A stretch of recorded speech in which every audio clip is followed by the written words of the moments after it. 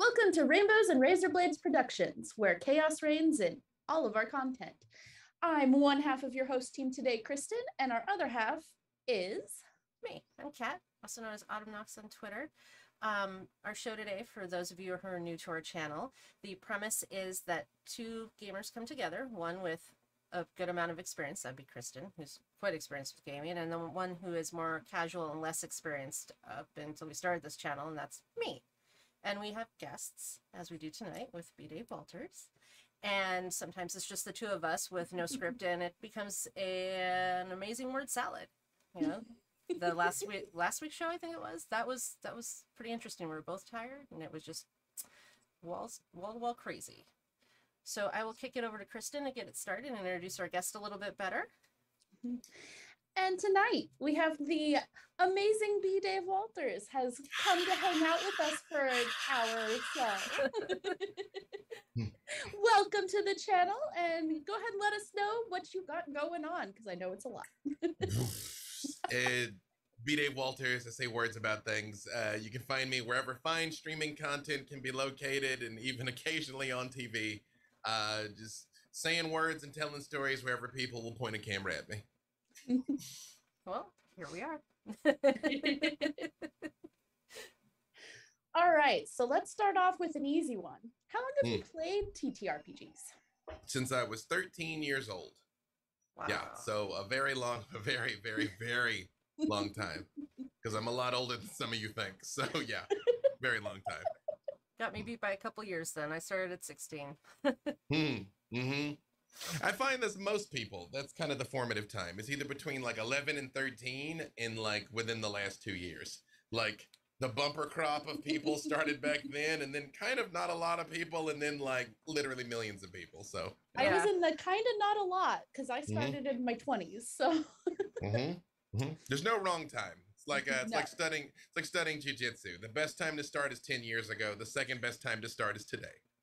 Yeah, it's a true story. Story. So, along the lines of when you started gaming, everybody does have their first time as a gamer. What game did you play, and what was that experience like when you first started? Did it like take a couple times before you really got into it and loved it, or did you like take to it right away? Well, my first experience is I got a copy of Ninjas and Super Spies for my birthday when I was 8. Oh, wow. And I got it and I opened it and I saw a bunch of numbers and charts and I was like, oh, this is a computer game, and we returned it. And I got a model of the Starship Enterprise from the Next Generation instead. And then years later, I made my way back around to Ninjas and Super Spies. The first game I ever played was Rifts. Okay. Which is wild and has a lot of intrinsic problems, but it's still a fun game.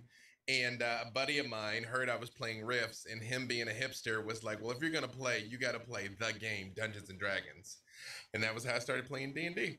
And just went, and then fell in love with what is still my favorite game, Battlelords of the 23rd Century, not soon after. And then in the late 90s, the whole World of Darkness fell on me. I got into Werewolf first and then Vampire second. And then it was just a snowball that has never stopped rolling. Wow, that's pretty cool, actually. I've actually never gotten to play either of those. I played like one game of Mage back in high school, and that was like my very first one I ever played. Yeah, Mage is that's a rough place to start. I think the only I mean, Mage is basically the Matrix, but it is also very crunchy and complicated. So, but if you got your head easily around Mage, Werewolf and Vampire are very easy. Wraith is probably pretty easy. Changeling is a beast all unto itself, though. So, yeah. So I've heard. Vampire was the World of Darkness one that I've played, and I love that game. I had a good time with that. That was a lot of drunken gaming in my 20s. We played Vampire. It was a good time. Yeah, no, it's I think even now, up until this day, the World of Darkness in general, and Vampire in particular, has the lowest barrier of entry for tabletop games. Because when you play something like D&D, I always tell people that there's filters you got to go through. You got to keep track of what an orc is, what a paladin is, what a Waterdeep is, what a mind flayer is. Oh, that's bad. Oh, okay. Versus the World of Darkness, it's this world. It's the world outside. The gas station on the corner is there. The movie theater, the shopping mart, the shopping mall. It's all there. It just so happens 30% of the people are monsters. And so it's much easier for people to get their head around what's going on. Yeah, it superimposes the fantasy on the real world. That does actually help with the barrier of entry. And the gameplay is not too hard. D&D is like definitely complex. It's actually, of all the games that I've played, it's the one I've actually played the least. I've played a bunch of other things, but I've always found that to be more complex than others. It's challenging because the logic is internally consistent, but the logic isn't logical. Having taught this game to a lot of people, like there's no logical reason why you have an action, a move action, a bonus action. You know what I mean? And you can move 30 feet around. It's like, why? I don't know. That's just how it is. And you're like, oh, okay. But once you got it, you got it. In 6 seconds. Yeah. Highly eventful 6 seconds of things going on in there. Yes. Well, I correlate that with because I play like a lot of JRPGs on the video games that are like turn-based. So that's how I correlate it, is like you have a turn and you can do the one thing on that turn, and then the next turn you can do another thing. So that's how I've been able to parse it out, so it's not super complicated, but it's still, there's a lot more to it, it feels like.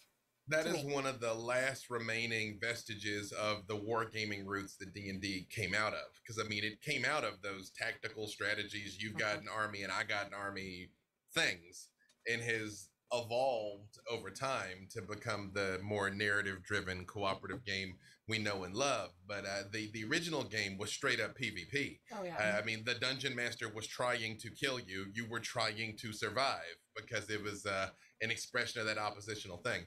And so still having each square is 5 feet, 30 feet per round, attack of opportunity, all that stuff is still the last bits of that. So, yeah. But as much as I detest the attack of opportunity rules, I get why they're there and where they come from. So yeah. They do ultimately make sense. It was just, for me, it was the one I had the hardest time learning, honestly. Even I had played some other systems that were kind of crunchy and weird, but no, I get it now. But well, in D&D Beyond has made it a lot more accessible because people don't have to sit there and like figure out how many spells they have, and that's made it easier. We have a Cyberpunk game on Fridays too, and they have a companion app they came out with. It's also amazing. That app is gorgeous. If you haven't looked at it, it's amazing for keeping your character and setting it up. It's so cool. They did a really good job. It says Cyberpunk Red. There was supposed to be an announcement today. Let me make sure that announcement actually happened before I unintentionally spoil something here. Yes. All right. Yeah. They announced today that there's going to be the Vampire the Masquerade digital tool set for Demiplane. So that's Demiplane's putting it out. Okay. I knew it was supposed to, but I was like, let me make sure that actually happened before I say this out loud. That's super exciting for me because I've only DM'd one game in the entire time I've gamed, and it was a one-shot a month ago that I did live on stream because, again, head first and everything. I did it live for everybody to see. But Vampire is one of the games I would love to run and try sometime. And the Blade Runner RPG that just came out, that one too. So Vampire is very easy because, again, it's conceptual. When you get the bones, all of the World of Darkness games all have the same bones of an attribute plus a skill plus a power, more or less, to do either attribute plus skill or attribute plus power, and then you roll and do things. But since it's narrative driven, people just tell you what they want to do, and you tell them, well, roll this or roll this or roll this. You just decide, rather than having to keep in your head, this is what this is for in these circumstances only type thing. So it's a lot of the games that are more role play driven and more narratively driven, I feel like people get pulled into easier to the story. Otherwise you're just sitting around trying to do math. I mean, an important thing for people to remember, especially people just starting out, is the rules to exist to facilitate the story, not the other way around. So however crunchy your game is, if it starts to bog things down, feel free to jettison whatever you got to jettison to tell the story that is going to be the most fulfilling for the people at the table. Because you can dot every I and cross every T and force every roll and check every box, but people are going to be bored to tears and go home and your game will be forgettable. Versus your job as a storyteller is to elicit an emotional response. If they're nodding yes, if they're shaking their head no, if they're laughing, if they're crying, if they're terrified, whatever it is, your only enemy is meh. Your only enemy is this. Yeah, I think the last two D&D games I've run, even throwing in the Cyberpunk games since we started, besides one round of combat or one thing of combat, I think that it's mostly been story driven, and we haven't had a whole lot of roles. Yeah, you've had a lot of narrative, especially in Artena. So we may. Oh, sorry. Go ahead. No, it's okay. No, go ahead. I'm just, I'll run my mouth all night long. So go ahead. I was just going to say, we made it through multiple episodes of LA by Night where we never rolled any dice at all. Just, we're there to tell the story. That's the important part, is telling the story and everybody's having a good time. That's the way I've always looked at it. Even when she was first learning, getting frustrated with us because we'd ruin her plans. I'm like, we're here to have fun. That's the point. We had to have a few talks about it. She's doing great though. Like she had her learning curve with that though. So no plan survives contact with the enemy. Yep. Yeah. Yeah. But hey, at least it started me on the road to my 5e homebrew world that, I now get to have people play it. That's it. It all works out how it's supposed to. So back to early gaming days, what was your favorite campaign, or maybe if you had a mini campaign that you and your friends played, what was your favorite one of those? We played a Star Wars game on and off for many years where my character was a secret clone of Darth Vader. And nice. Because of course I was. Right? And why wouldn't you be? why of course, why would that not be a thing? This is around the Zahn novels time. And I was sent to infiltrate the rebellion. And in the process of joining the rebellion, my character started to believe in the rebellion and wanted to redeem Darth Vader. And they found out, the rest of the characters found out that I was a secret clone of Darth Vader. And they all tried to attack me. And I was like, new plan, dark side. And in the old West End Star Wars game, you had force points, but you'd accumulate dark side points, which were supposed to be bad, but you could use them for powers. So I just kind of cashed in everything and just force shocked a lot of people and killed them all. And then I killed Han Solo. And then, actually the way that game ended, once they all found out who I was, I went to Tatooine to wait for Luke Skywalker to come get Han Solo because I knew he would. And the only thing I wanted that character to do was save Darth Vader from the Death Star. I didn't even care if he got redeemed. I was like, I will get Darth Vader off of that freaking space station. I'm going to do it. And I ended up being stuck on Tatooine the entire time. And the Battle of Endor happened. The Death Star got blown up and I wasn't there. So I got mad and I let Han out of the carbonite myself, cut him in half with my lightsaber, and sent his upper half to Leia and Luke. And that was the last session of that game. Oh, shit. That was a journey. Yep. Tried to be cool. They wouldn't let me. So I was like, okay, all right, new plan. I mean, if all else fails, just scorched earth. I mean, when in doubt. You know what I mean? When in doubt. Yeah. You're like, plan B, everybody dies. Yep. That's what you gotta do. So Foxfall, everybody dies. We started a game like that, actually. So you did all of these things when you were younger and got really into gaming. How did that evolve to you doing these live streams? How did you get from point A to point B? Because it's always interesting to hear how people get to where we all are doing these things. Well, it's funny, especially out here where I am. A lot of the people that get into these things were aspiring actors that kind of fell into it. But that wasn't my thing. I always wanted to be a writer. And I accomplished that. I write for film and television and have had film and TV produced. And so coming at storytelling from that side was my entry point in wanting to, and even now when I explain to people what it is that I do, I'm just like, well, what's your favorite book? What's your favorite TV show? What's your favorite movie? And they tell me, and I'm like, how would you like to live it? Now, so as far as I'm concerned, this is like, it's experiential theater, what it is that we get to do. That was from a conceptual level. On a practical level, I started putting out motivational and self-development content starting in 2009. I was a nationally syndicated columnist for BeliefNet. I wrote a nationwide dating advice column. And that was how I got into the con circuit, was kind of talking about the symbolic meanings of these things and the spiritual significance of superhero culture and stuff like that. And that was how I got into Geek and Sundry to do Ask Your Black Geek Friend, because that's all about what it was like, was the cultural implications of a lot of this stuff. And then once I was in the door, I just spread my infestation far and wide.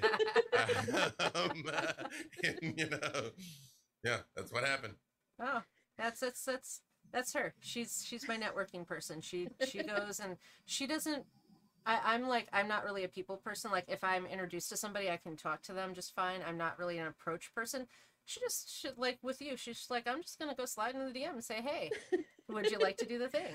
Yeah. We just had Scott Sigler on earlier this month for an Alien one shot because I've been friends with him and his wife for ages. So got them on. We've got a couple other authors, special guest games coming later this year that are exciting because at the cons, I just like casually became friends with the family members of the author. Yeah. She just, I'm the person that just walks through and I'm like, just come to look at what you look for. Like even like if I met you like in a fan capacity, I mean, I should like, I don't have words. I don't, it's, you know.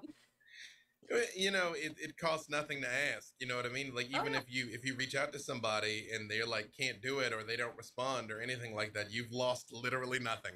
You miss 100% of the shots you don't take. Like I said when I slid into the DM. Yeah, that is true. It's a true story, and honestly, I have gotten a lot better about it over the years, especially because I've worked in healthcare for the last 10 years. You have to be able to walk up and start talking to people, like whoever you need. So it's gotten better, but I'm still not the networking whiz that one is. So it's by your powers combined. That's it, because I do all the tech stuff and the business stuff. We actually spent a huge amount of time trying not to impose on each other for this channel until one night we got drunk on the couch because we're also roommates. And she's like, okay, I can make this look better. And I was like, well, I didn't want to ask you because I didn't want to impose. Yeah, she put out a graphic for the first game that we had. And I was like, oh, no. Because I did graphic design for like 15 years before I switched to healthcare. So I was like, I can fix this for you and make it better. Can I do that? And then it just went downhill from there, and here we are. But I would not be even halfway where we are at now without her help. Absolutely. And vice versa. So that's the sign of a partnership that works. We complement each other's skills really well. It's great. While you studied graphic design, she studied the sword. Right. Something like that. I mean, I do have a couple lightsabers. I got lightsabers and swords, and I got all sorts of stuff up in here. It all counts. It does. So how do you approach your game prep for both new campaigns or new sessions? Like, yeah. It just depends. Yeah. Nowhere near as much as you think, because after all this time, I just do it off the dome. It's hard. It depends. If obviously a one shot is going to be different from a season versus an ongoing show, things where it's like 10 episodes, 2 hours each, those are the tightest, those are the hardest. Like Invitation to Party on G4, it was 10 episodes, 2 hours, and about 20 minutes of that was ads. So I actually had about 80 minutes of actual content. So I had to plan that very carefully because I had to be able to hit the breaks for the commercials. And television is very precise. It's like, when it's time to break, you must break. So I had to be ready to hit those notes every time. Whereas like when I was doing my Patreon, at the height of that, I was running between 35 and 40 games a month. And I had an idea of what was happening on the macro scale. I do not recommend that for the record. I had an idea of what was happening on the macro scale, but I'd show up on the day, I'd see who was there, and then I'd figure out how their individual narratives all hooked into what I knew was happening on the larger scale and just keep compounding with it. And I'd take notes that I had. With the Black Dice Society, I knew the order in which events were going to transpire and very quickly realized that I couldn't time it down to the episode. I thought I could. Like, this will take 2 episodes. It's like, well, sometimes it's going to take 2, sometimes it's going to take 10. Or I think it's going to take 10. Sometimes it'll take half an episode because they just kind of skip everything. Exactly. I have the advantage in the Black Dice Society that Ravenloft is literally a prison. So I'm like, no, you're not leaving until you do the thing you came to do. Yeah, so it varies, but not a lot, because again, I joked about no plan survives contact with the enemy, but it's both the dice and the players will surprise and betray you, and it's easy to have this whole thing planned of where they're going to break into the castle and they're going to kidnap the king and do all these things, but what they want to do is go into the forest and talk to the goblins. And it's like, well, then we're talking to goblins. You know, that is the main reason why I don't do a lot of minis in terrain. I mean, besides the fact they're just kind of intrinsically not my jam, but I mean, even digitally preparing maps and all that stuff, because so often what you think is going to happen is not going to happen, and I'm not going to waste hours trying to set something up and then be mad that it didn't happen.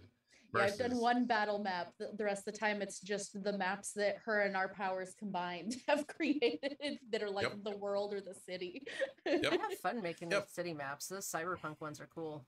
I want to actually print some amazing cyberpunk city maps for me. If I need a map, I'll Google one in about 30 seconds and be like, there, that's a map. It's where you are. There it is. Done. You know? Yeah, that's what most people do. It's just my personal thing. She like draws me a sketch and I'm like, okay, how can I make this cool? And then I just really get into it. So it's just, you know. Well, the important part is you do it because you get into it, which of course you should. Like, I mean, I said it's not minis and stuff aren't my jam. That's I got true. People that minis and stuff are super their jam. And then I'm like, yes, you absolutely should put together your lavish, elaborate setup with the multi-headed monster at the end and all of that. Yeah. Follow your bliss. Yeah, I have a friend who does minis and stuff too. He like paint just the detail he does in these is insane. And I'm like, I can paint on canvas, but I could not paint on that. More power to you. He does so good though. I tell everybody I paint pictures with words. Like, nope, that's my medium. That's my canvas. I re-ink my dice so that all of my dice palettes are pretty and match. Yeah, that was her thing for a long time too. How do you prep when you're on the player side of things? Like, how much backstory do you put into your characters? I know who it is that they are, so that when I put that mask on, it is easy to think and act and decide as they would decide. In terms of details, not many. Freely, the character I played for years at D&D, he was just born special. It began as a thought experiment of a 4-class character, that he is a bard, paladin, warlock, sorcerer. But his backstory was he's just born special, and he's lucky, and even he doesn't know why. That he hasn't been formally trained to do any of these things. He can just hit something with his sword and light goes off and it dies. But most of my characters that I create are the direct counterpoint of the one before them. I expressly created Freely to be not Victor. Victor's this tactical, diplomatic character that is playing 4D chess to maneuver everyone around him. Freely's not that. He's the halfling of action. That he's just like, there is good and there is evil, and evil must be defeated. So if the divine sense goes off and there's undead, he kicks in the door. That's who that character is. When I made Marseed the Typhoon for Dimension 20, he's not Freely. Freely literally was a halfling because I'm tall, so he was little to be different from Victor. Marseed is one of the largest races you could be as a bugbear to be not Freely. He's all good. Marseed's very morally gray. He's very loud and boisterous. Marseed was literally a gloomstalker, the shadowy ganker. And so understanding more who they are is more important to me than understanding the details of their backgrounds, because then I can act accordingly. Because in Pirates of Leviathan, what we did for Dimension 20, that show starts and my character's with the bad guys. I'm like the Darth Vader to the Emperor.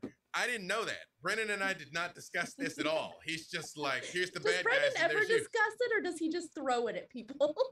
But I was like, all right, here we are. This is what we're doing. And then Carlos's character is there and he's like, hey, kill that kid for me. And I'm like, okay. You know what I mean? Like, which I appreciate the trust that he was like, we'll find a way out of this. But I was like, got it. Hunter's mark coming for you, little bro. And then it just went where it went. But which again, we did not discuss. But I had to know who my character was and how he would deal with that. So, yeah. That makes sense. Of all of those characters, so you just listed off a whole bunch, and I'm sure you have a whole bunch more in your catalog. Who is your absolute favorite to play? Undisputed Baron of the Valley, Victor Temple. Yeah. I had a feeling. 100%. I had a feeling when you started talking about him. Mm-hmm. 100%. That was well, because not only did I love that character and get to accomplish so much with him, it meant a lot to me to be able to bring Clan Ventrue forward to a whole new generation of people and to help redefine the clan as something other than sleazy stockbrokers. So that when people think about Ventrue, they think about Victor, which I was like, did it. Mm-hmm. That's awesome. Our mutual friend Dawn says to ask you about the Baron being yeeted. Oh, I think you stumped him, Dawn. Was this like a Patreon thing? I don't remember it being, but I mean, don't get me wrong, he was defenestrated multiple times in his life. He must be referring to something that happened in one of the Patreon games, which could have literally been anything we're referring to. Yeah. If this is the Don I'm thinking about, he played a very strong Brujah, so we probably were trying to escape from somewhere. And I think I got thrown on Cyberpunk Friday. So. I think I got thrown from rooftop to rooftop, if I'm thinking of the time that he's thinking about. But there literally were hundreds of those sessions. So, yeah. And you're like, when the Baron got yeeted, I'm like, which time? Yeah, right. So apparently that was a normal operating thing. I mean, that's what happens to Barons, though. They get defenestrated. That's true. You know, to both yeet and be yeeted. Is that not the burden of all who wear the crown? You know? We had a player in our Viking Death Squad game who Satan came out of the ground and picked him up and yeeted him at somebody else. So, I mean, if the devil fastball specials you, that's pretty cool. It was really entertaining. And then when we swung back around and he played, because I ran a Viking Death Squad one shot and his character came into that one. And my version of what happened when Satan came out was completely different and didn't even acknowledge that she had yeeted him when she was in a male form at another time. I mean, is that not what the devil would do? You know, that you're like, you threw me at somebody, be like, I didn't. Absolutely not. I mean, so what are you going to do? That's fake news. Exactly. Wasn't me. Now go do my bidding so you don't die. Because it'd be a real shame if someone were to throw you at somebody again today. You know? Right. Mm-hmm. It's true. It's true. So you are an amazing storyteller. Some of what I've watched is amazing. What are your favorite inspiration materials, or what sparks the creativity for you when you're getting into it? I mean, I'm fortunate that I never really lack for ideas. That's just the way my brain works. But at the end of the day, I'm always looking for times and opportunities for the people at the table to feel cool and to feel powerful and find moments for them. So if I have an idea of a beginning, middle, and end of the story, roughly, inside of that framework, I'm just looking for opportunities for each individual to shine. And by the time you do that in enough scenes, you look up and it's kind of like, well, that's the game. We're done. So nice. But I always want, you know, the speech I'm always giving that I gave earlier today was, and I'll probably say again before the day's over, is for me, the reason why people play these games is to give them a chance to feel like they're at cause in the narrative, that what they do or don't do matters. And when you take that from them, you're doing them a grand disservice. And so giving everybody an opportunity for, you know, the skill monkey to skill monkey, for the sneak to sneak, for the face to talk, for the chunky warrior to get to hit something, to give everybody a time to shine, is the most important thing, and try and find ways to set them up and to be able to help out each other. And I'm doing the same thing when I'm playing too, to try and find a way to set up the other person to do the cool thing. I say I try and lead the league in assists, you know, like I'm willing to throw the ball up for you to get the cool dunk. Then everybody's gonna have a good time and the team still wins. That makes sense. Yeah, I mean, I always just, I put it, don't mince a lot of words sometimes. I just say everybody's here for a good time. So whatever role I play in that to help that good time, that's really all you can do. You know, so that's all I'm here for, is to have fun. Like, however this goes, if I'm having fun, then that's the important part. So yep. I maintain people don't want to hear it because it makes you have to look in the mirror. Everybody jokes about, you know, scheduling conflicts being the bane of D&D campaigns and stuff. I'm like, sometimes, but if you're telling a story that they give a damn about, they'll be there. I'm like, I never have problems with scheduling conflicts. I mean, again, not counting, my kid is sick, I mean, things happen. But if it's you're having consistent issues getting people at the table, it's because whatever is happening at the table is not fulfilling enough for them to take priority. During the aforementioned Patreon thing, we had people, especially some of the overseas people, getting up at 2, 3, 4 in the morning. People were playing at midnight their time, 7 a.m. their time. People were moving heaven and earth to be in these games, which were wanting to play on their birthdays with me, which was the most touching thing for me, and honestly the highest compliment that they could give. That on the most important day of the year, this is what I want to be doing. And it's because there's something happening here that they're taking from it that is fulfilling. So if you're finding you're having a hard time getting people to put their butts in seats at your table, that's the question you got to be asking yourself, is like, what are you giving them? Because there was a quote I heard many years ago in a different context, but it actually help form my storytelling ethos, that when Vince McMahon bought WCW I guess this was the very early aughts by that point. Yeah. Towards the end of the 90s or then.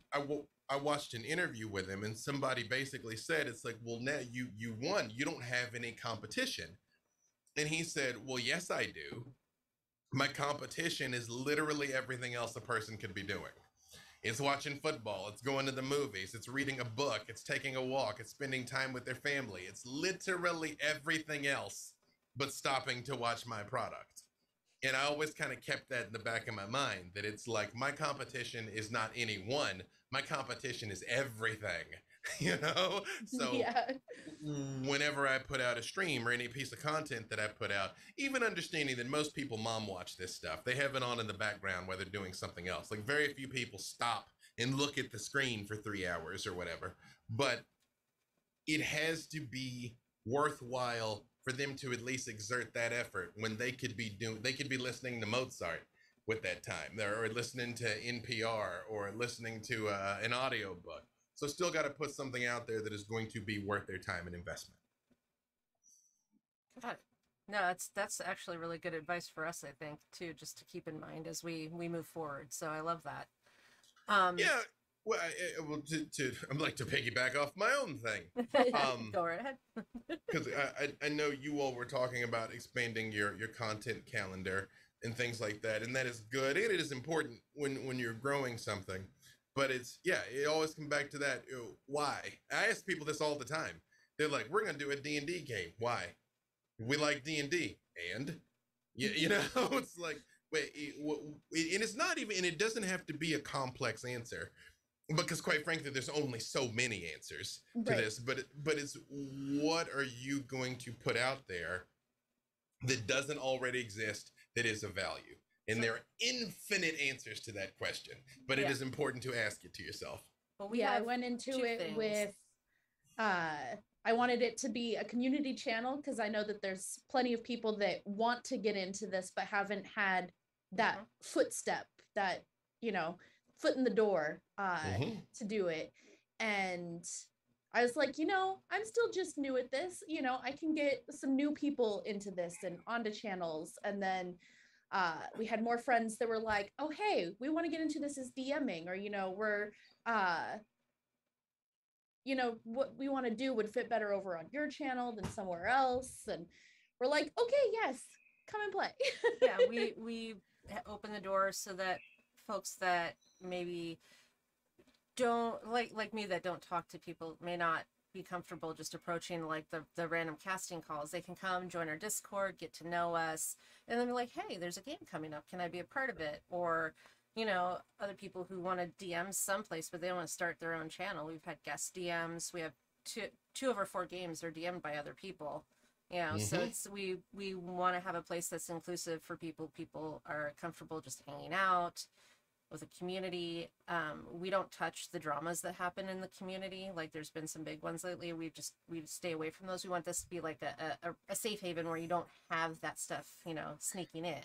You haven't touched the drama yet. It's coming. You will. You won't avoid it forever. You won't avoid it forever. Even before we started the channel, I ended up almost in the middle of some of it, and I'm just like, I don't know what's going on. I just want people to be safe and happy. Moving along. See, I know that on a long enough timeline, everybody gets hit with something.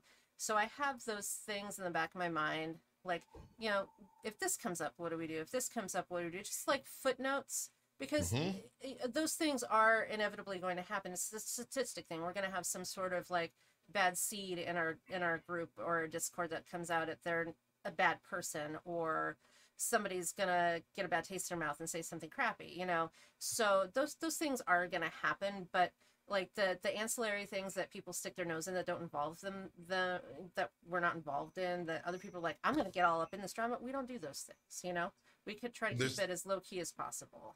There's no point in it. Yeah, like if it doesn't involve you, at least, you know, one step removed. Like if it doesn't involve you or somebody that directly that you care about, then so better stay out of it. So that's part of our mantra is we don't bring that stuff here, and we want everybody to have a good place to be and have fun and tell good stories. So that's where we're at. A good and noble intent. You know, there was some there were some recent troubles that I myself didn't have anything to say about until the storyline moved to events that I was personally present for. And then I'm like, you know what? Well, here's what happened to me. Blah. Yeah, right. You know? And like, all those people that are clamoring, well, this is a big name in the industry. They must have something to say on it. And it's all like, no, maybe not. No, you know, they might not, and they also might have their own feelings they've got to process about it before they come out and say anything. And people just don't seem to understand that. I was discussing earlier about the fact that, you know, the internet in general and Twitter in particular lack nuance. But I was glad that only one person even remotely tried to come at me like, why don't you say anything? Because I kind of shut that down. Because there's 100 reasons why a person doesn't speak out on the outrage of the moment, up to and including litigious ones. You know, like there's from I just don't want to be involved to I do have my own stories, but my stories are painful, or maybe I feel guilty that I didn't see anything, or maybe you know, I literally can't say anything. Like there's a whole broad spectrum, and a lot of stuff gets wrapped into. If you wade into, you know, strife after strife after strife, I mean, the sword cuts both ways. A lot of people also know, you know, none of us are perfect. Yeah. If you dig deep enough, I mean, all of us are said or done something that we're not proud of. And so, yeah, I would not, in a lot of conversations take place behind the scenes in the spaces where actual change is enacted versus just outrage. So I would not take anybody's not chiming in on the conflict of the moment as them not caring. Yeah. No, they want the performative outrage is what they want. They want that is exactly more it. drama. Yep. Yeah. Yep. It is exactly that. It is exactly that performative outrage, which I'm personally not here for. Me either, and I don't have time for that. That's a waste right there. So absolutely. So let's get away from the controversy and drama, because none of us like that.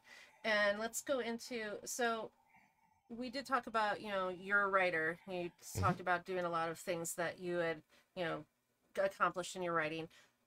And I did try to look up like some examples and stuff. It's extensive. Like I couldn't find like, you know, high nor hair of like how much to quantify it. So I figured I'd ask you, without naming anything in particular, of all those things that you've done, what of all the things you've written are you the absolute most proud of that you've put out there? The comic book Dungeons and Dragons: A Darkened Wish, because you can find it on the shelves of Barnes & Noble, and seeing something that I wrote on the shelves of Barnes & Noble is a mind freak literally every time. And every time I set foot in one, I go into that section and I see if they got our book. I used to send Tess Fowler pictures every time I saw it. It happened so many times I quit sending her pictures, but I still go look. Yeah. That's definitely a moment. I couldn't even imagine how cool that is. It sounds amazing. There's been two things in my life that were surprisingly fulfilling, more than I would have anticipated. Because some things you're like, I think you can imagine what it's like to be an Olympic gold medalist. You know, you're like, ooh, that probably feels pretty good. But two things that felt good that I didn't expect was just finishing my first book, which maybe 6 people have read in this world. Maybe. But I finished it. It was something that I stuck to and worked at and knew I'd done. The feeling of fulfillment that came from that and seeing my stuff on the shelf of Barnes Noble. Those two things, because again, I knew ego-wise that I'd be like, yeah, but it was just like, ego wasn't what I felt. It was like how the Grinch's heart swole. It's the kid in the candy store feeling. Yeah, that's how I feel when I look at the stuff that I put out here, that everybody's watching, all these graphics and things. I'm just like, everybody's looking at that. That's my thing right there. So, and not on the such thing I did. Yep. It's not like the grand scale of Barnes and Noble, but it's that accomplishment feels really cool. I tell people all the time though, especially they talk to me about wanting to go pro and things like that. If the thing you love doing, if you have booked a gig, if you got paid $1, well, you've already gone pro. Now it's just a question of scale, doing more things for more money. But the moment that you have exchanged the creation of your art form in exchange for good services and recognition, you've done it. Now it's just doing it bigger and bigger and bigger and bigger and bigger to whatever scale you want to take it to. Yeah, I'm working on scale on that side of things. So. And we do know that writing isn't always easy. Of all the things you've written, what gave you the most trouble getting down on paper? I'm kind of going through it now with Into the Motherlands. I tell people all the time, for me, writing film versus TV versus novels versus comics versus graphic novels is just a question of formatting. And I can do all these things and I can do them across genres because I understand story structure. I understand what makes a story and what makes it resonate with people. So a screenplay, for instance, is a blueprint. In a screenplay, you're saying the absolute minimum to get your point across, because that is going to be filtered through the mind of the directors and the producers and the actors and the set designers and all those people that are going to bring a thing to life that may or may not look like what you put on the page. But you say as little as possible to get that across. The far, far, far end of that spectrum is a novel, where if it's not on the page, it doesn't exist. So you can say whatever you want. You can, actually a comic book script, if it's not on the page, doesn't exist. On a novel that can be not on the page, very much exists. But you have the most control in a novel, where you can discuss what it's like in their head, what the clothing feels like on their skin, that if they feel their stomach growling, and that reminds them of this, the grumbling of their stomach reminds them of the sound their father used to make when he would snore in his easy chair on Sundays. You shouldn't do this, but you could spend 10 pages describing a squirrel in a novel if you want. You can't do that in any other medium. And now I think of Stephen King. Now I think of Stephen King and George R.R. Martin, who is dead to me. But game writing is the hardest because there is a narrative component layered over a mathematical component, layered over a certain amount of unpredictability. That if you're writing an adventure path and at any point you could go left or you could go right, you've still got to find the way to tell the rest of the story if they went left or right. And if you're not careful, it branches too much and gets unwieldy and bloated in this weird choose your own adventure thing. So game writing is by a wide margin the hardest. We're actually working on we're doing the drive-through RPG Pocket Quest for the Rules Light thing. So yeah, we're learning that real quick. We actually we're doing it from the ground up mechanics and everything. So, I mean, you're not entirely reinventing the wheel when you're doing game mechanics at this point, but we're putting our own spin on it, I guess you could say. So. Yep.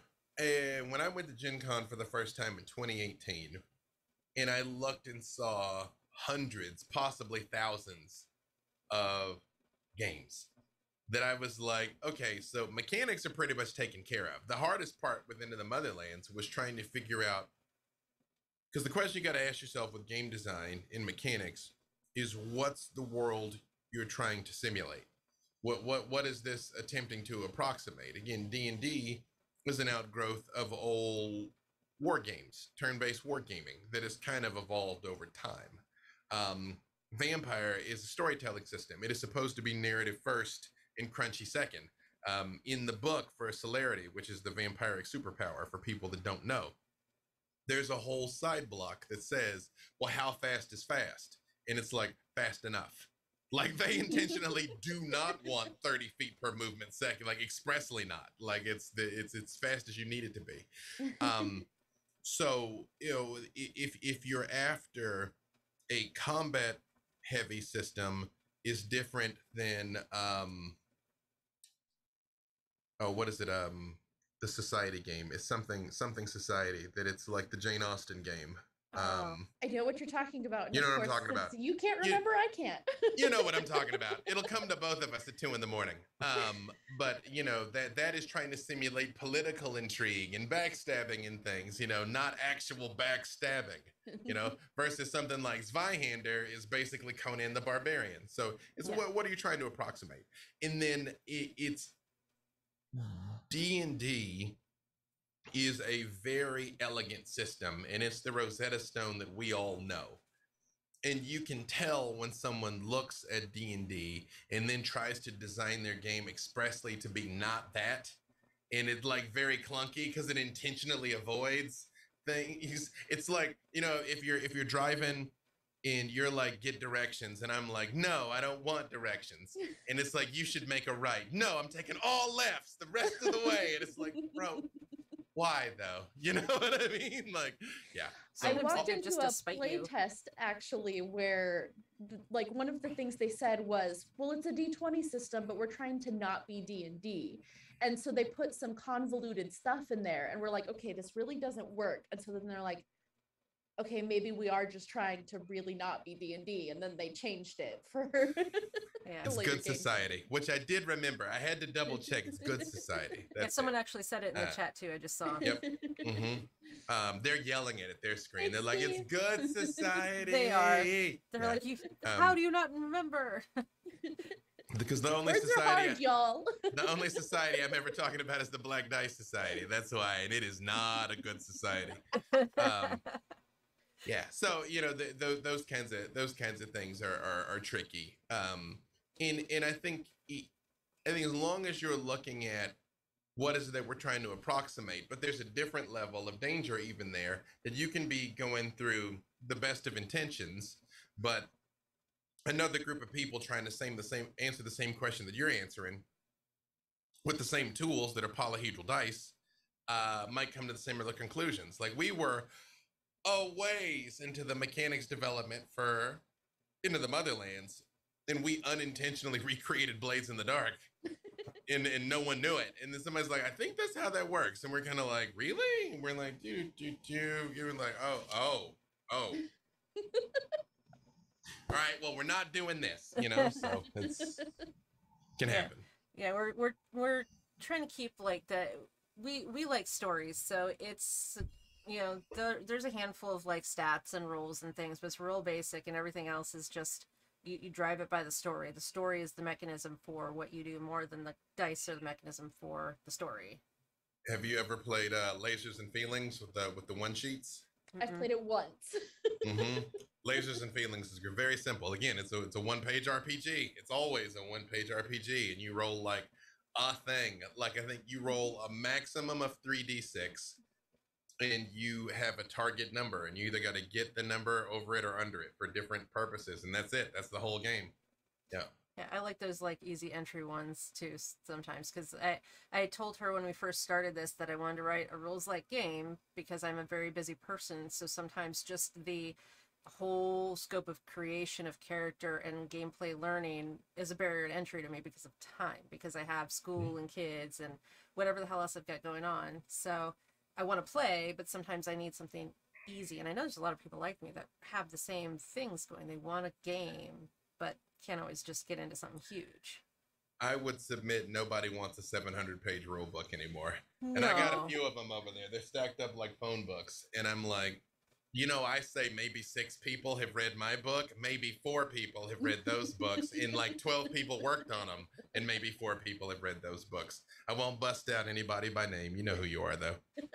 My ex has a shelf of role-playing books. He's a massive library. It's taller than my 5'5", and it's like wide, and it's just stuffed with books. And I look at some of them, and it's like series that are like, 6 books that are like 400 pages each. And I'm like, who has time for that? He'll read them like normal books, but other than that, it's a lot. Yep. Unnecessary. Yeah, one of our favorite games that we've run a couple one-shots of is The Last Masquerade from Witching Craft Games. And like you're at a party and you literally roll 3d6 to create the room you're walking into. And it's one of the most chaotic fun games ever. And you have barely any dice you roll. I have this one here. I haven't played it yet. Daniel Kwan swears by this. Kidnap the Archpriest. It is a rules-less, system-less RPG. Again, the whole thing is this big. Again, he swears by it. He was so adamant. I bought it right then and haven't had a time to play it because I don't have home games. So. Fair. Mm-hmm. I ruined my stack system over here, pulling that out of the bottom. Now I'm like, chaos has erupted. I mean, we're good at causing that, so I mean, not sorry. I mean, we are on Chaos Commentary. That is true. That is true. Well, it is succeeded. It has penetrated the hallowed halls of my studio. Which I don't know if you realize how many things are within arm's reach here that I keep just producing dice and boxes and books and things. Yeah. Yeah. So. Like that's kind of mine. It's like everything is here, there, everywhere. It's probably a little more organized than a lot of people, but it's still there. So. It's an organization that I understand. I know that Kidnap the Archpriest is on the bottom of that pile. Not unlike D&D, there is no greater logic. You just have to understand it, and then it makes sense internally. That's all that matters. Like, why is my sonic screwdriver right here? Because it is. Yeah. I mean, I'm gonna tell you my sonic screwdriver story. Since people joke because I always refer to things as being legally distinct on screen, and we were playing a Changeling the Dreaming game, and there's a race known as knockers, and knockers can build literally anything, and it will work, but they all have one catastrophic flaw. So it works, but something is fundamentally wrong with it, whatever knockers make. And so he had a tool he had made that I kept calling the legally distinct acoustic spanner. And that was the joke the whole time. I'm like, would you like to use your legally distinct acoustic spanner during this thing? It turns out the head of licensing for Doctor Who was in chat that show. And this wasn't like 10,000 people were watching. I mean, it might have been 50. And literally someone who could have sued us into dust was actually watching. So remember to make things legally distinct, kids. That's why I haven't even hit the button to play the noise. I don't even want to. Yeah, that happened. We don't summon those gods. Yeah, yeah, we avoid that one at all costs. We're too small. Like legally distinct. Yeah. Yes. Go with that. So, it's my last question on writing. So, for people that out there that are writing, whether it's stories, books, games, whatever. Everybody's like, I'm sure the question you get all the time is like, what advice do you have for these people? And I mean, the advice is a lot of the times the same, but, what would you tell somebody when they're like on that precipice where they're like losing all like hope and they're just ready to give up? How would you what have you told yourself, or what would you tell somebody else when they're really in that deep part of the struggle? It's funny that you say that, because when I talk to myself, I ask myself what I'd say to another person, and then I do that thing. That's kind of why I keep myself internally consistent. I do a writing podcast with Aaron M. Evans and Trevor Bettis called Writing About Dragons and Shit. We're recording the 50th episode tonight. Oh, wow. So I've given lots of writing advice. I would say, more than anything, you got to understand, you've only actually lost when you give up. Art is subjective. So oftentimes we're our own harshest critics. So it's easy to believe that you're not really good when maybe you are. I would say pay attention to the feedback you get and see if you hear the same thing consistently. Like when I get negative feedback, I'm like, well, maybe that person's just a jerk. Then a second person says that thing. Well, maybe, some people just have bad taste. By the time the third person says it, I'm like, well, let me look at what I'm doing here. Am I doing the thing that they say I'm doing, or at least what am I doing that is coming across incorrectly? You know, so if you're writing and multiple people tell you that your main character is unlikable, well, you know, maybe that's some advice that you should take to heart. Or they tell you that it's like they couldn't get past page 20 or something, or it was too slow, or whatever. You know, at the risk of sounding cliche, writing is rewriting. In like any skill, it improves with practice. And no matter what you do today, chances are incredibly high 10 years from now, you'll read it and be like, oh, my sweet summer child, what were you thinking? But you know, you can't, it's just like getting in shape, you know, like if I could tell you your dream body was going to come on your 10,000th rep, like right then you would transform with your 10,000th rep, you know, would you do it? And most people are like, yeah. And I'm like, well, guess what? It's going to take about 10,000 reps. So, you know, get in there. It's the same thing with writing. If I tell you that you're going to have to write 2 million words before you get to break through into the things that you're truly capable of, you got to ask yourself, are you willing to do that or not? Because if the answer is yes, you're a writer. And if the answer is no, you're not.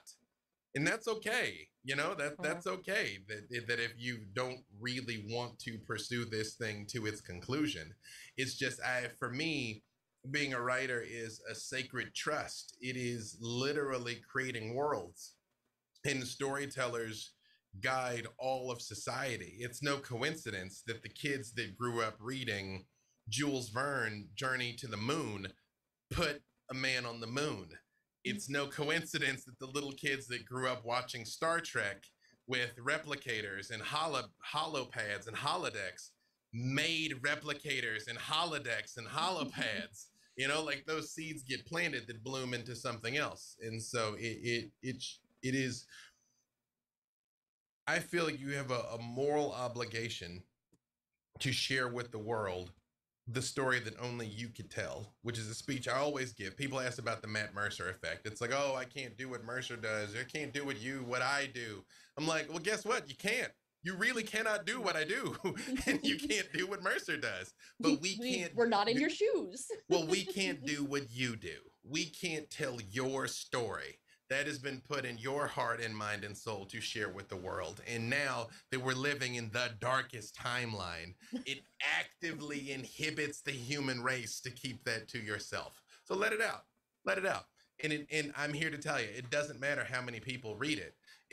And so when starting up with streaming and things, people get so upset that they're like, oh, we only had 10 people watching or 12 people watching. There's 2 points I've heard that always help me with that. Gary Vaynerchuk in one of his early books, Crush It, I think, said, is like, you might be upset that only 3 people are watching, but what if it turns out that that's Oprah, Bill Gates, and you know, Michael Jordan or something, you know, like those are the people that are watching your stream.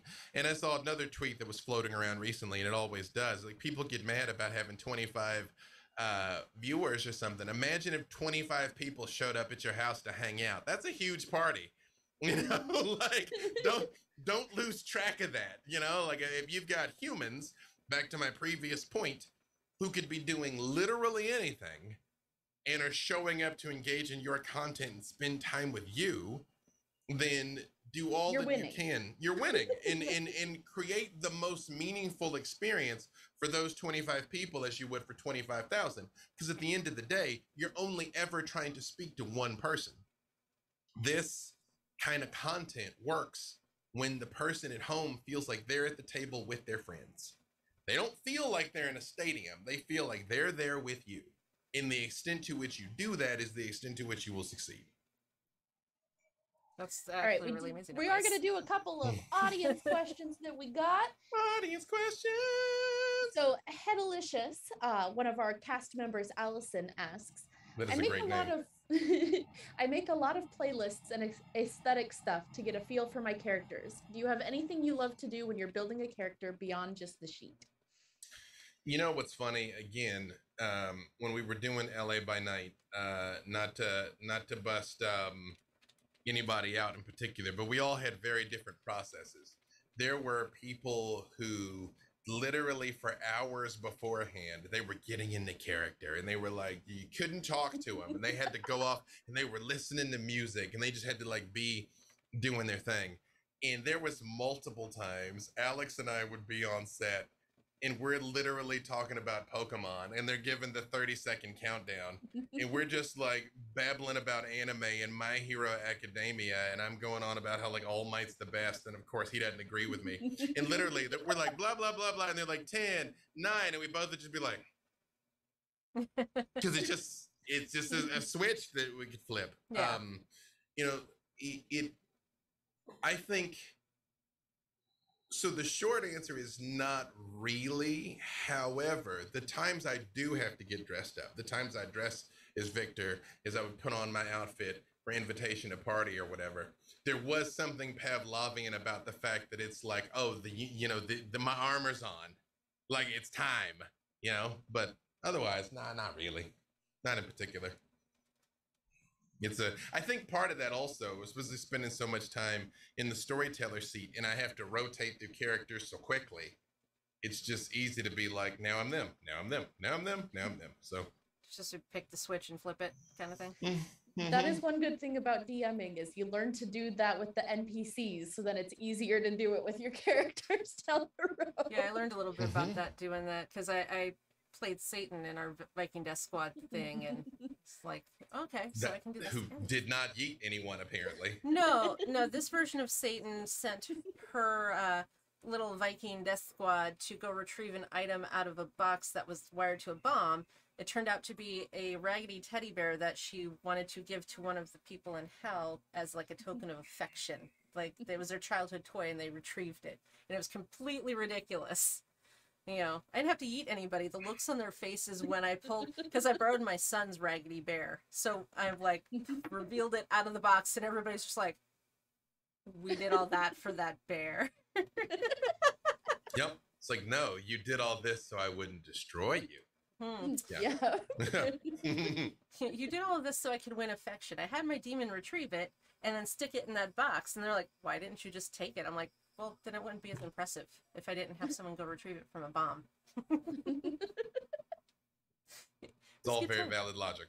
I thought so. So audience questions. So we covered one about your favorite characters and inspiration and stuff. That was something that my oldest had wanted to ask, but just to acknowledge him, we asked that question already, sir. So we're going to move on to the next one, but thank you for participating. I appreciate you. So one of our other viewers and one of our players, Skagwater, he wants to know why George R.R. Martin is dead to you. And I'm curious too. I have ranted about this at length in other channels, so I will keep it very short. Sure. I don't know the stories, so remember that thing I said about storytelling as a sacred is a sacred trust. Mm-hmm. He has betrayed that trust. Okay. He many times. Well, yeah, he hasn't finished the story. Mm-hmm. The first 3 books of A Song of Ice and Fire are some of the greatest literature ever written. 4 and 5 are hot garbage. I put the odds of 6 coming out at 50-50, and the 7th book will never come out. He's written himself into a corner. But the real thing that he did was the deal breaker is not that he's stuck and doesn't know how to finish his story. And I'm here to tell you, he is stuck and does not know how to finish his story, especially when the ending that he was aiming towards was in season 8 of Game of Thrones and the planet hated it. And I'm going to tell you why that was here in a second. The reason why he's dead to me is he's been such an asshole about it, that he gets so like spicy with the fans and belligerent about it. And it's like, nobody cares about your cookbooks, prequels, wild cards, anthologies, 1,000 years of Targaryen history. Fuck all of that. Finish the story. Because as far as he cares, Jon Snow got stabbed in 2012. 2012 that book came out, and by his own admission, this book is not going to go back to the wall, so we won't find out. So as far as he knows, people literally would have been waiting 15-20 years to find out the fate of this protagonist. And a part of that reason why he can't finish his story is twofold. One, he doesn't outline. He just sits down at his word processor and vomits words and gets 400 pages in and realizes he can't finish and has to start over. Which, let me tell you, any sane person, that would have to happen to exactly once. Yeah. Exactly once. And you would change. The other problem, his core thesis that he is so vocally critical with Tolkien and so other many writers, is the good guys don't have to win. The good guys winning is cliche. But what he doesn't realize is people have an instinctive craving to see people overcome. Tragedy absolutely has its place, but for the most part, tragedies are one-offs. You don't have sagas that are tragedies because life is a saga that's a tragedy. There is no fulfilling way you can deliver a fundamentally unfulfilling thing, which is why he cannot finish this, because no one wants what he wants to sell. Ergo, vis-a-vis and concordantly, he's dead to me. Okay. That completely makes sense. I get it now. Yeah, and I had wondered about that too, because everybody goes on about how the book is never coming and he's old. So yeah, it makes sense. You know, people love... Not ever. No. The 7th book is not coming. No. And people do love that comeback underdog story, that whole mechanism. Yeah, it's cliche and everybody ends up doing it, but that's what people want, because there are many times we don't overcome. Or if your good guys don't win, at least your bad guys get redeemed. Like something. You know what I mean? Something good comes of it. Something. You know what I mean? Like you no one wants every, basically no one wants Ned Stark's end to be the end of the story. Like if Game of Thrones ended there, with one novel, people might have given you, wow, that was this cool, shocking twist. But if, let's say, instead of Ned's end, I'm being vague for the 7 people in the world that haven't seen it, but honestly, at this point, I can't even recommend it to you. If Ned's end had been book 4 and that was just the end, that is like he fought so hard for all this and like, sucks, you got beheaded. Anyway, you're like, people would be like... People would riot. Yeah. Yeah, exactly. Absolutely. And a lot of times the audience doesn't even know they feel that way. It's like that old... Henry Ford quote, if I'd asked people what they wanted, they would have said a faster horse. Like they think they want this like morally gray, ambiguous thing where, some people everybody's a little bad and a little good. But then you have something like Batman versus Superman, which I didn't hate, but Superman's kind of bummed out at being Superman and Batman's kind of jaded. And you when you just see your heroes scuffed up and deconstructed, you don't actually want that. No one wants that. And that is ultimately what he's trying to set up and cannot do. It's like if I made the world's greatest worm casserole and tried to get the 2 of you to eat it. I just talked earlier actually about how in biology I got extra credit and a pig's heart in a formaldehyde-filled jar for eating a live worm in class. Again, people, I was gonna say there's weird people on the internet that would do it. You met the weird person on the internet. Right. But for again, even so, that was a worm. I'm of an age that I remember how to eat fried worms. But yeah, that's the problem with that. Gotcha. Do we have which for the record, I'm trying to give you the TLDR. It is protracted. This is the exact same reason why I freely admit that some people did not hate The Last Jedi. I hated that movie to the core of my being. But why the reaction to Luke Skywalker in The Last Jedi and the reaction to Luke Skywalker in The Mandalorian were so different. You don't want to see your hero as a broken down, sad old man. Yeah, that was rough. I mean, Luke, Han, and Leia's lives all suck. It's like, well, then what was the point of any of this? That's this is a little closer, so I don't want to be a spoiler, but I mean the most recent Ghostbusters movie. I was like, I'm full up on my heroes' lives ended out terrible. Because again, I've got life for that. I don't need that. Versus Mandalorian, even though theoretically this is younger Luke, he shows up and he's Luke fucking Skywalker. That's why adults are like weeping openly watching Luke Skywalker, because that's our hero. Yeah. That's what we wanted. The whole world collectively shit their pants when that happened. And I can't blame them, because I saw Luke in Last Jedi and I was like, you're right. All 3 of them were miserable. And it's like, so yeah, it was that was one of the roughest parts for me, was as how miserable they all ended up. And it was like, It's not how this was supposed to end. This is not what I signed up for. Like they already had the miserable happen, and then they were supposed to get their happy ever after. Not exactly. And again, it doesn't mean that they're not in glass cages. It doesn't mean that they can't die. It doesn't mean that things of weight and gravity can't happen to them. It's just, again, no one wants to see their heroes deconstructed. Even if you think you do, you don't. Or even if they are a little deconstructed, they put themselves back together and are them again. You know, even and that not just story arc for is a sacrifice. Yeah. Well, I mean, that's the original subheading of Star Wars was the tragedy of Anakin Skywalker. That's ultimately what the story is actually Anakin's from beginning, middle, and end. And that is why people are reacting so strongly to Obi-Wan, because we get all of these feelings because we know where it's going. And now there's just all this extra depth to it that just enriches the experience. You know, it wasn't, but if Obi-Wan had come out and, you know, Darth Vader had taken his helmet off and been like, Obi-Wan, I've realized I've made a mistake. You know, perhaps there's a way forward together. And Obi-Wan was like, no, my friend is dead. I reject you. And then everybody would have been like, what? Yeah. What? You know, that's not a thing. Yeah. Or, Anakin, I still have the high ground. Vader got the high ground, but Obi-Wan got the ground. You know, although the neckbeard in me was like, but you can't use the Force to attack, even though you guys do it all the time. No. Yeah, that's of the dark side, Obi-Wan. Yeah. I don't even remember when, in the scene in The Mandalorian, when Grogu starts choking Gina Carano's character. Little did I realize he was trying to warn us at the time. I literally was yelling at the screen. I'm like, no, Grogu, you can't use the Force to attack. Stop, Grogu. This is of the dark side. Yeah.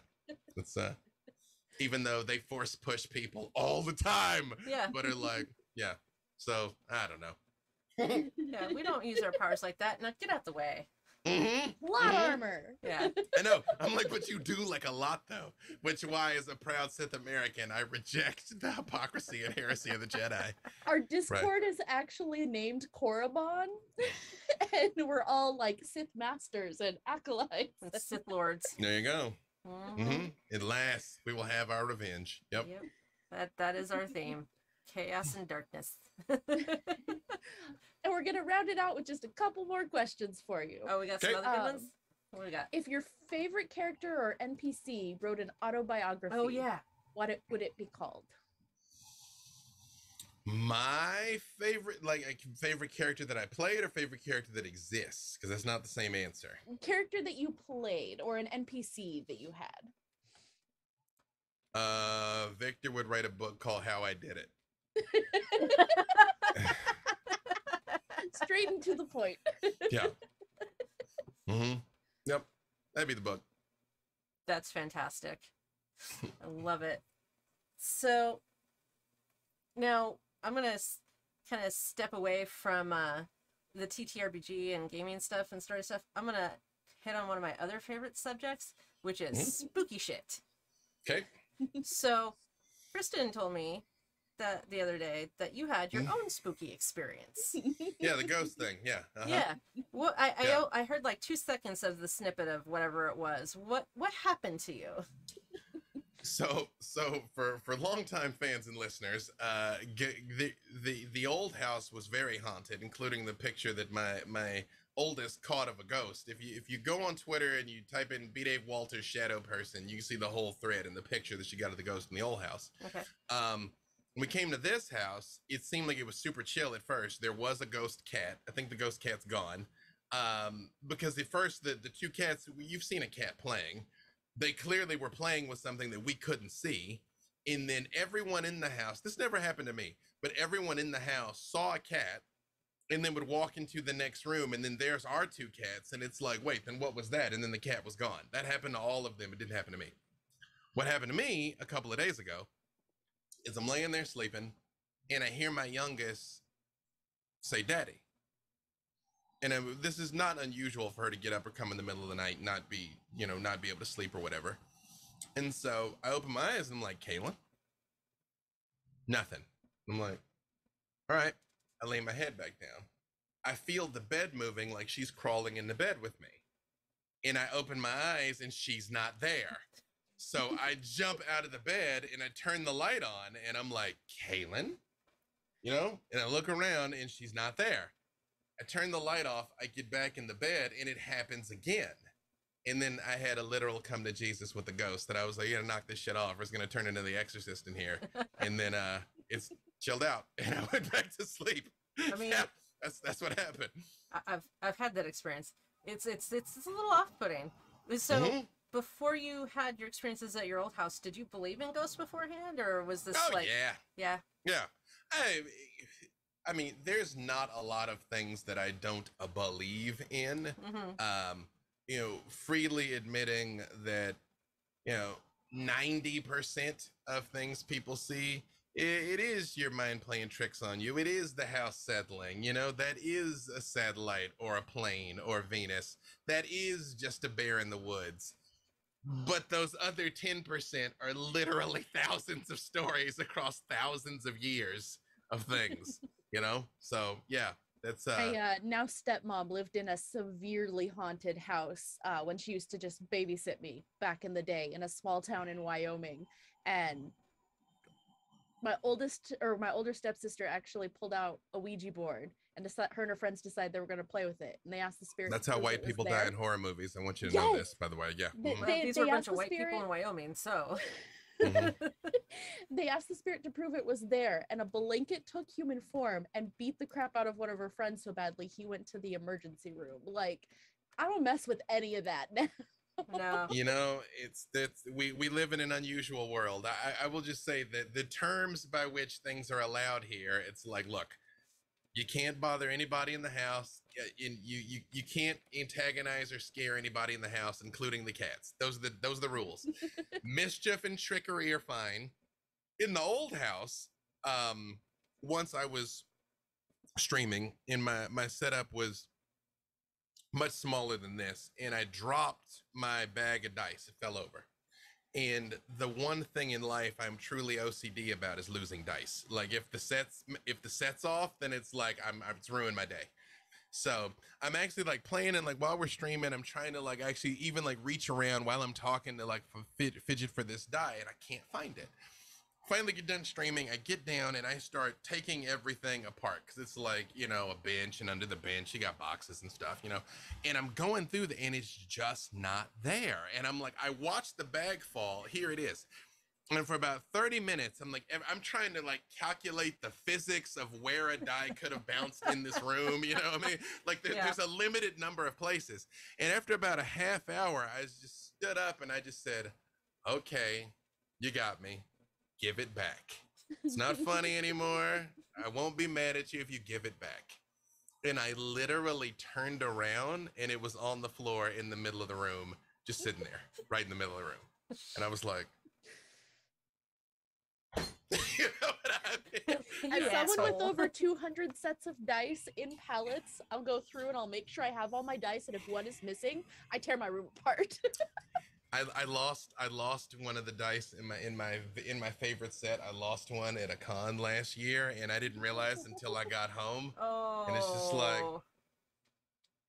oh, that gets me right here for you. That's terrible. Every time I look at it, every time I look at the set and it's not there, it makes me sad. Yep. Oh yeah, that would kill me. I had a hurt moment on TikTok. One of the guys that helps make or takes the pictures for Die Hard was taking a picture outside, and it was raining, and like it was these pretty metal dice, and he went inside for 30 seconds, and a motherfucking crow came and stole the D12. I mean, they love shiny shit, so of course they're gonna steal one. I was about to say, I'm actually on the side of our Corvette Overlord for this one. You know, maybe like it brought him something back in exchange later. Yeah. Right. Yeah. See, may all your hits be crits, Crow. Yeah, I actually looked up how to attract crows to your yard and have them like be your friends, so they could run the pigeons out, and I could be the crazy crow lady in my neighborhood. Rightly so. Crows and hummingbirds are both my favorites. I got these like big ravens. They don't come all the way in the yard, but they're in the tree near the yard. But I mean, they're like big old things. Oh, you know? Yeah. We're in Arizona, so we get a couple of the bigger ones. There's actually a couple that live on top of my office building where I work. There are 2 of them that live on top of the Lowe's down the street, and when I go to look at plants that I don't need, they yell at me. I heard the ones from the office, because they haven't been heard in the last year. Yeah. I heard a story about a woman. This is very much secondhand, but there was this outdoor LARP, an outdoor fantasy LARP they would do, and it so happened she lived in the area, so she would come to the park every day, and she would throw out seeds, and she would yell, "Come to me, my children." So all the crows would come out of the trees, and they come and they eat the seeds. So the LARP gets there, and she's all dressed up like a witch, and she just yells, "Come to me, my children," and all the crows come out of the trees and land, and just freaked out everybody. I would 100% do that. Yeah, I would love to do that. I realized that I'm sure the crows felt misled that this is the one time there was no seeds, but they're like, it's like, believe me, I got you tomorrow. I got you tomorrow. You get extra tomorrow, guys. Thanks. Our watercolor wizard is wondering, what was your favorite set that you lost the 1 dice from at the con? So I can show you what it looks like. It looks like this. If you can make that out. Yeah. Yeah. It looks like that. The D8 in this set. That's my work set. When I'm actually playing, 9 times out of 10, those are the dice I'm rolling. Everybody has that 1 set. That's minor in this case here. So. I see you though. So it's the same thing. There's always that 1 set that's your set. Like I'm using something a little bit different for Cyberpunk, but anything else, you go back to your 1. Especially because I have so many dice, Me you know. too. But Her yeah, too. that's the default. This is the current palette I'm using. Lovely. They match your shirt and your hair. That's commitment. You've matched your dice to your hair. She matches everything. See, this is my go-to set. Yes. Lovely. So these, when I was traveling for work in 2020, was the set that I took with me. So if we gamed, I could play. So these have been all over the country with me and have been my primary set for the last few years. You know, I do in my laptop, in my bag of holding from, I keep a set of holdout dice in there just in case. I have 10 sets of mini dice that I keep in my Illithid dice bag that's on my purse, my Dungeons and Dragons purse at all times. So I'm ready to roll dice whenever. You were using those to roll up characters when you first started too. I remember that. You do it at work. I still use them if I'm rolling up NPCs or something on a break at work. I will just roll some tiny dice at my desk. That's it. That's how you do it. All right. Well, do we have any more audience questions, or didn't see any more? I think that was the last one we had. I'm like, you guys were so thorough in your questions that it's like you've left the people with nothing else. Well, we do attempt to. We wanted to cover a lot of bases, and wanted to. Skag has another one. Why did you bring dice to the gym? As a joke. Because again, you never know. You know what I mean? You might have to roll initiative. If the only reason I'm there is to make strength checks. So yeah, there you go. Sometimes you have to roll initiative just to get out the door. Exactly. That's for me. Sometimes I make my kids roll initiative though too. Like, oh, you want to do that? Okay, here you go. You guys can't decide can't remember who the last one to brush their teeth first was? Roll for initiative. The one who loses goes first. It's a good system. Chance and fate. Let fate decide. Yeah, my youngest still doesn't like it. He still will huff and puff and yell a lot. He protests. He likes it when he wins, though. You know what I mean? He is the quintessential sore loser. So. He probably is preoccupied with fairness though, huh? Like everything black and white kind of. He didn't want it to be random. Structure. He doesn't like it when you change things. Like I'll have things set a certain way, and so I made him a chore chart, and I actually wrote it at the bottom of the chore chart, so he was very clear that anything on this chart and any of this the schedule they have of how much computer time they have is subject to change at mom's discretion, so that I could circumvent some of that. Otherwise, it's like, yeah, my youngest is similar. Yeah, no, she's like Rorschach. Yeah, she's one defining tragedy away from being a vigilante. Like, I have to make sure that like I live because she will bring ruin to the worlds of men. Yeah. Yeah. Yeah. That's Xander. Totally. I'm now picturing getting these two chaos gremlins together. Oh, true. It would be something. That's for sure. Just don't roll initiative. That's all you have to do. Yeah. Yeah. No, we don't roll anything. We leave that as a story-driven game. It's true. They're more for storyteller systems. Absolutely. Yeah. Nothing else. All right. So we've covered a lot of bases tonight. So, and I think we are at a good spot where we can say we're good. We've asked all the questions. So long, farewell, legally distinct Auf Wiedersehen and adieu. Yeah. Right. Yes, exactly that. But we do want to thank you for coming. And that is amazing that you came on our channel. We appreciate that. Yeah, thank you all for having me. I appreciate the invite. Yeah. Yeah, we love doing this stuff. Like we love playing the games, but we love talking to people in the community and just seeing their points of view on how they come to things and how they enjoy the game and what they bring, you know? So it's a lot of fun for us. Yeah. So if you want to take a second and go ahead and plug again what you're working on for the latecomers, or the highlights, whatever you want to talk about. B. Dave Walters. I say words about things. Not ironically, TV's B. Dave Walters. You can find me all over the interwebs, wherever fine streaming content can be located. Most recently, the Stranger Things one shot on Netflix Geeked. That was a lot of fun. And just follow me on the Tweetagrams at B. Dave Walters to find out what it is that I'm doing next. I think right now it's Wednesdays is Legends of the Multiverse at 5 Pacific. Thursdays at 4 Pacific is the Black Dice Society. Both of those are on the official D&D Twitch and YouTube. Then some other stuff coming up that I can't tell you about or I get shot with NDA bullets. Okay, well, we don't want that, so we will just wait for your official announcement later. But thank you all for having me. Yes, thank you so much for coming and chatting with us. For our channel, we do have on Thursday night at 5 p.m. Pacific at the Threshold, our next episode of that, and you know, whatever is happening in what we can't remember. For my Saturday night game over on Exquisite Corpse Presents for Candy, that is on break for this week and the next week, and we are off for the 4th of July for Artena on Monday, but we will be back on the 11th. And then on this Friday, we have our Cyberpunk game at 7 p.m. Pacific, Sun of Exteri. I'm in that game. I play Obscura. She's a Netrunner. We're doing that. And then next week, we will be back. We're off, like Kristen said, on Monday for 4th of July, but Watercolor Wizardry, our art show, where we have Maria, who is our resident artist and soon to be our DM, paints characters live on stream. They're really cool. If you haven't checked it out, she just did a 4-hour stream today and it is up on YouTube. And it's magic watching her do her drawings and paint them to life. So she does a fantastic job. We have some very cool watercolor character art. Oh yeah, absolutely. She finished all of the Artena characters today. And I play in her game, so I will have character art, and I'm excited.